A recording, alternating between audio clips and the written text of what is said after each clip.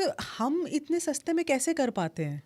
हाँ, कुछ तो इसमें वो होगा। तो सब एक तो फ्रूगल बाय नेचर, जी। और सेकेंडली हिंदुस्तान में अभी भी what you pay your scientist is far lesser. The cost of living, the cost of pay, everything is lesser, and we have capable people within the country.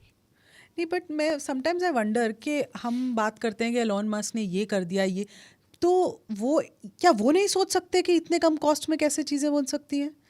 पर somewhere वो चीज़ दिखती नहीं है वहाँ पे। हाँ, वो हर एक देश की एक इकॉनमी होती है, एक उनका वो है, उनके साइंटिस्ट को पे करने का है, वो अपने इंजीनियर्स को पे कर रहे हैं, वो अमेरिकन स्टैंडर्ड से पे कर रहे हैं, उसकी वजह से।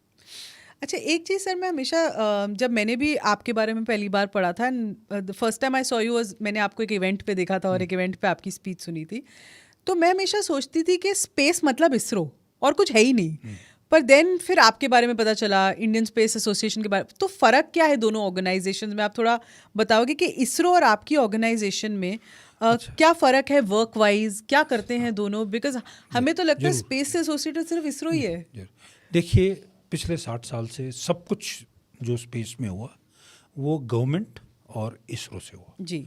चाहे वो कम्युनिकेशन के लिए स्पेक्ट्रम देना हो, चाहे वो कम्युनिकेशन की सैटेलाइट बनानी हो, चाहे वो रिमोट सेंसिंग की सैटेलाइट, सब कुछ, चाहे मिलिट्री की नीड्स के लिए फुलफिल करना हो, जो कि इसरो काम करता था क्योंकि उनका प्राइमरी एम कॉमन मैन था।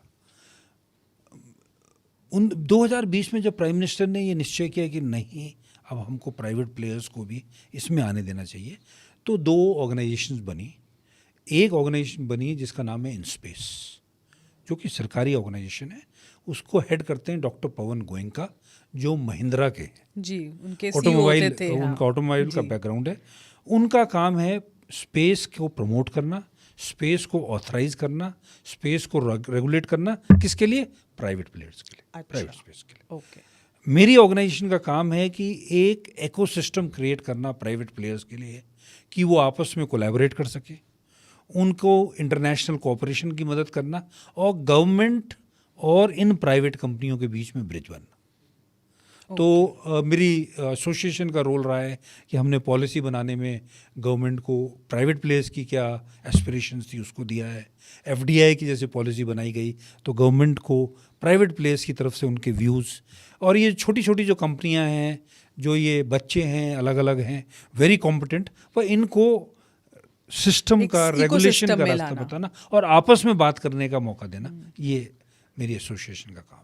तो आप इस फील्ड में देन 2020 में क्योंकि ये रेगुलेशन आई तो तभी आए होंगे, एंड तभी एक आपकी ऑर्गेनाइजेशन। तो मैं भारतीय सेना से जून 2020 में रिटायर हुआ। अच्छा। अक्टूबर में मुझे बताया गया कि ये तो आप कभी रिटायर हुए ही नहीं देखा जाए तो इन लाइफ। जी हाँ, but it's a new journey. बिल्कुल। And it's so exciting for me because the average age of people I am dealing with is 23। तो अगर आपको ऐसी और इंटरेस्टिंग क्लिप्स देखनी है तो मेरे क्लिप्स चैनल को सब्सक्राइब करना मत भूलना। समृति ग्रोवर क्लिप्स चैनल का नाम है।